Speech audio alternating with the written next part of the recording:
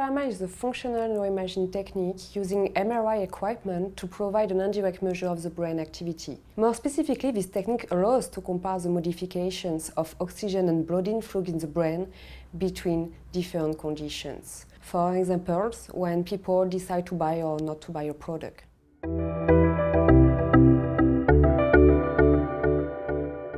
Consumers don't have access to all the information and mental processes that underlie their decisions. By using fMRI, we can get information about implicit processes that are typically difficult to access using questionnaires or interviews. For example, fMRI can be useful to discriminate whether two different kinds of decisions, for human versus brand, or for a same product like a wine but at two different prices, recruit similar or different neural processes. It is also possible to analyze whether the neural processes behind the same choice, but from two different consumers, may have been different. We recently published on this topic an article titled Health and Pleasure in Consumers' Dietary Food Choices, Individual Differences in the Brain's Value System, sent as the result of a fMRI study in the academic journal PLOS ONE.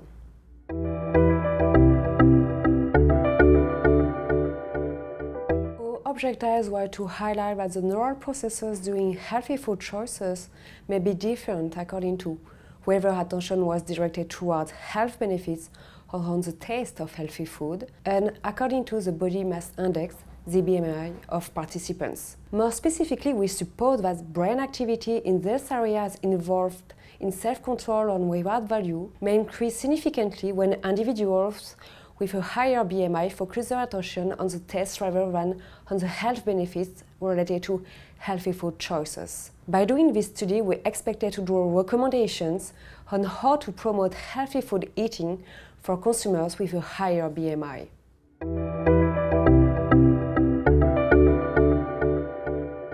Participants were lying down in the fMRI scanner. They were instructed not to eat in the 4 hours prior to the experiment. Inside the machine, pictures of food items, including junk food and healthy snacks, were projected in front of participants' eyes. During each trial, they were shown a picture of one of the food items and were given up to 3 seconds to indicate using a keyboard whether they would be willing to eat that item at the end of the experience or not. Participants evaluate each food item in 3 different conditions: healthy diet, tasty diet, and no diet conditions. In the healthy diet condition, the participants were instructed to consider the benefits of eating healthy food. In the tasty diet condition, they were instructed to consider the pleasure of eating healthily. And in the no diet condition, they were asked to consider any feature of the food item that came to their mind.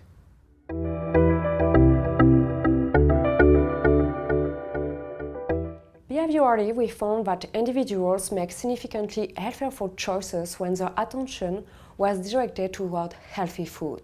No significant differences in healthy food choices were found between the healthy diet and the tasty diet conditions. However, when BMI was considered, a positive correlation between BMI and healthy food choices in the tasty diet condition was observed. That means that those participants with a higher BMI made more healthy food choices than those participants with a lower BMI when their attention was directed towards the pleasure of eating healthy food. Under such conditions, BMI was also positively correlated with the neural responses in those brain areas associated with gustation, insula, reward value, orbitofrontal cortex, and self-control, inferior frontal gyrus. By contrast, when attention was directed towards health benefits, BMI was negatively correlated with neural activity in gustatory and reward-related brain areas.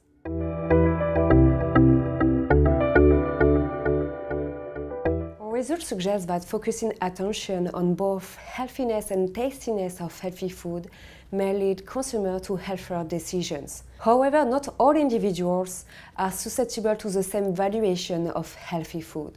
The valuation of health benefits may have a counterproductive effect on those individuals with a high BMI by reducing the expected pleasure of consumption, as suggested by the negative correlation between BMI and the activity in gustatory and reward value areas in the healthy diet conditions. However, those individuals with a high BMI don't necessarily have less capacities for self-control than those with a low BMI. They may even be in a position to control themselves more effectively whenever the pleasure of eating healthy food is promoted, as suggested by the positive correlation found between BMI and the activity in self-control-related brain areas in the tasty diet condition. This, promoting the taste of healthy food in communication campaigns and or food packaging, may lead to more successful self-control and healthy food behaviors for consumers with a higher BMI, an issue which needs to be further researched.